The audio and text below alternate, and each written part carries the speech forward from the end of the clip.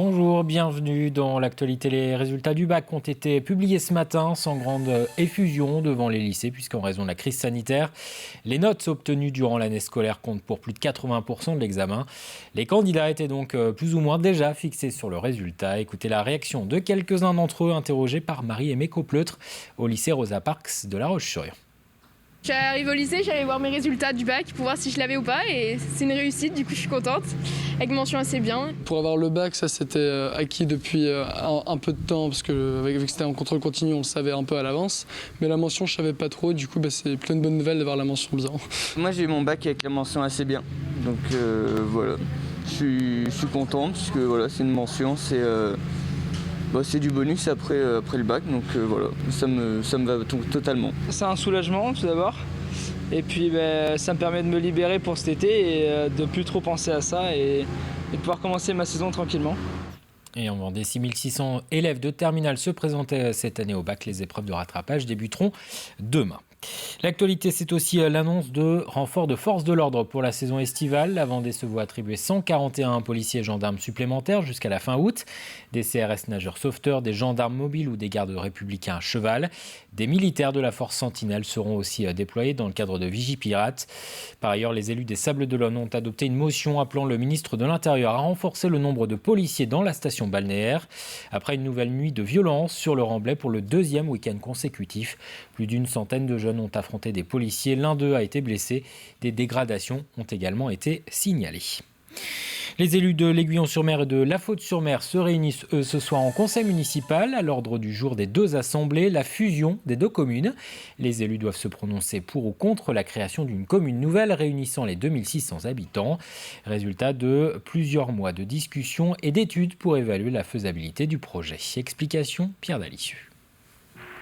Voici un des deux ponts qui relient l'Aiguillon-sur-Mer et La Faute-sur-Mer. Ces deux communes séparées par le Lay ne formeront peut-être bientôt plus qu'une.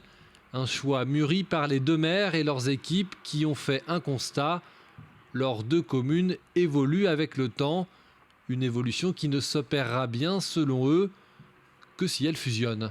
L'objectif principal n'est pas celui de faire des économies, même si c'est ce qui va se passer. C'est surtout de pouvoir faire en sorte de trouver les outils qui vont nous permettre d'avoir du financier, qui nous permettra demain d'apporter, justement, comme je vous le disais tout à l'heure, des services à la population nouveau, puisque la population vieillit, parce qu'on a une population aussi qui vient, qui est nouvelle, qui est plus jeune. Donc on a forcément à répondre à beaucoup plus d'objectifs demain que ceux qu'on connaît aujourd'hui. D'un côté, La Faute-sur-Mer, station balnéaire, de l'autre, l'Aiguillon-sur-Mer, touristique également, mais plus dynamique économiquement, notamment avec son port de pêche.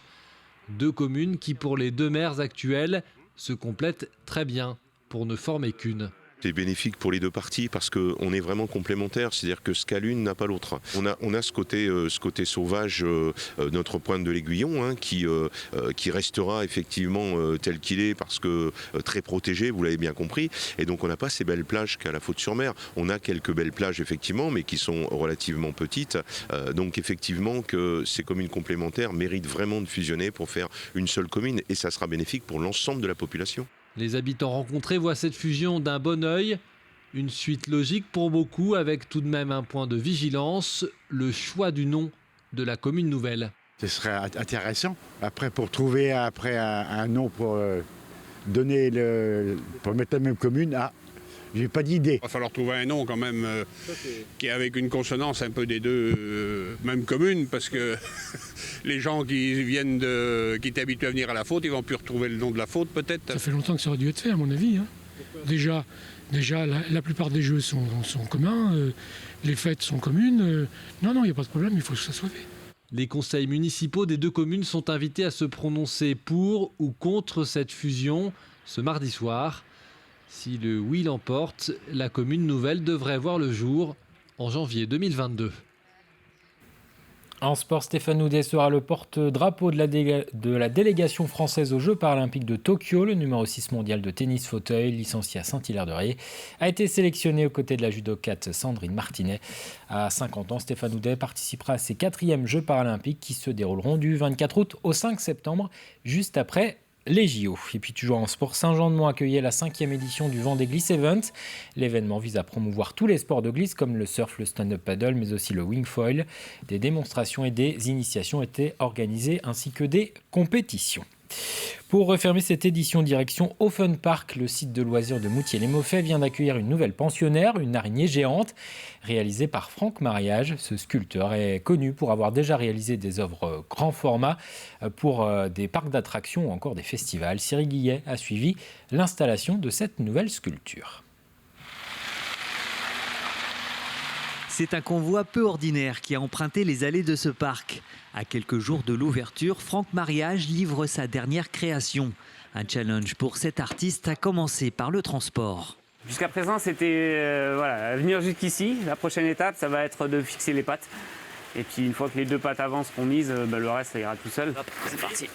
Avec l'appui des salariés du parc, cette veuve noire de 3,50 m de haut, composée de métal et de résine, est dans un premier temps descendue de son plateau pour être ensuite assemblée. Ok. En fait, j'ai tout en pièces détachées pour le transport, pour éviter de casser les dents, les antennes qui vont se mettre. Et on mettra tout à la fin pour éviter d'abîmer quelque chose. La partie la plus délicate reste l'installation des pattes, une étape cruciale quelque peu perturbée par la pluie qui s'est invitée pendant leur montage. Les pattes arrière étaient fixées, comme on a pu le voir à l'arrivée. J'ai une hauteur dans mon atelier qui ne me permet pas de la monter entièrement. Elle n'aurait pas passé la porte, il aurait fallu que je casse mon atelier si je voulais l'amener monter. Et oui, j'ai toujours des challenges, des pièces de plus en plus grandes, donc un jour, il va me falloir un atelier beaucoup plus grand. Commandée par les propriétaires d'Offen Park, cette araignée XXL a trouvé sa place non loin de cette maison hantée. Tout est parti en fait de cet hiver où on a eu l'idée de recustomiser un peu notre mini-golf qui commençait à être un peu vieillissant.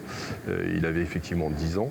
Nous nous sommes inspirés des mini-golf à l'américaine et on a choisi un thème qui nous paraissait opportun, qui est le thème de la terreur et de l'horreur. Un mini-golf avec des parcours plus longs, agrémentés d'animations et d'effets spéciaux. Quand on vient sur Offen Park, généralement on vient pour l'acrobranche principalement et pour le water jump, pas forcément pour le mini-golf. Le but était d'attirer aussi une autre clientèle grâce à ces structures géantes que nous on n'était pas capable de faire en interne. Cette veuve noire est désormais en place et elle aussi réserve quelques surprises à ses visiteurs. C'est la fin de cette édition, merci de votre attention. Très bon après-midi sur TV Vendée.